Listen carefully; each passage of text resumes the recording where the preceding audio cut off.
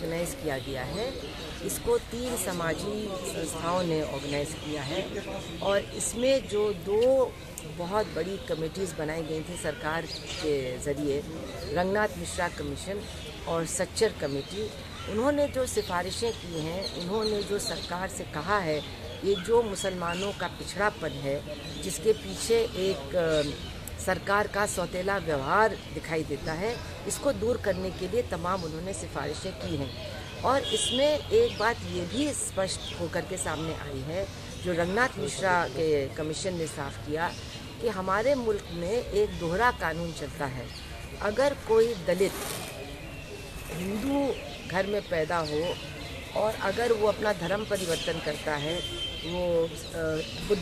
बौद्ध धर्म स्वीकार करता है या सिख बन जाता है, तो उसको जो आरक्षण की सुविधा मिलती है वो ख़त्म नहीं होती है, क्योंकि ये देखा गया है कि वो अपना धर्म तो परिवर्तित कर सकता है लेकिन उसकी जात परिवर्तित नहीं होती है और समाज में जो उसको तिरस्कार का सामना करना पड़ता है वो भी ख़त्म नहीं होता है। तो 2 धर्मों के लिए तो ये कानून है, लेकिन अगर किसी तीसरे या चौथे धर्म को वो स्वीकार करता है दलित, तो फिर उसको आरक्षण की सुविधा नहीं मिलती है।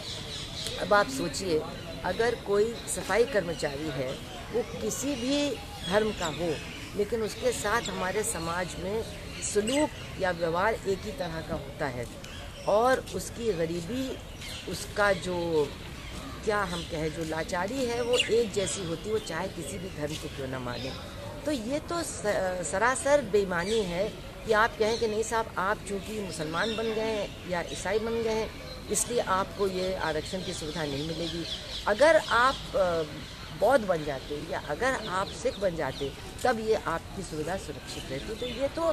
देखने में ही एकदम सरासर अन्याय है और ये ख़त्म होना चाहिए। एक ये सिफारिश है जिसको मैं नहीं समझती हूँ कि कोई भी इंसान कहेगा कि ये नहीं होना चाहिए। तो सरकार क्यों नहीं ऐसा कर रही है, ये तो एक बहुत बड़ा सवाल अब लोगों को बेचैन कर रहा है। इसके साथ साथ उन्होंने ये भी कहा है रंगनाथ मिश्रा ने कि जो पिछड़े लोग हैं, पिछड़ी जातियों के या पिछड़े कुछ पेशे हैं जिनको करने वाले लोग पिछड़ी जातियों के साथ संबंधित होते हैं, तो उनको आइडेंटिफाई करके, चिन्हित करके उनको भी जो पिछड़ों को रिजर्वेशन मिलता है उसमें उनको शामिल किया जाना चाहिए और उनको भी रिजर्वेशन मिलना चाहिए। अब ऐसा है कि हमारे ही देश में 4 राज्य हैं। केरला में मेरे ख्याल से 30 साल से ज़्यादा हो गए, वहाँ 12% रिजर्वेशन मुसलमानों के लिए है। कर्नाटक में 4% है, आंध्रा में 4% है और अभी जो वेस्ट बंगाल की सरकार है उसने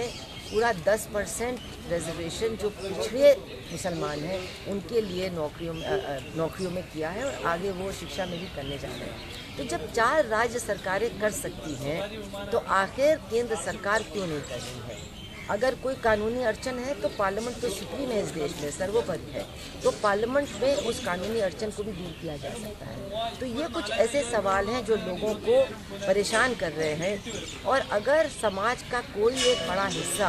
अपने संवैधानिक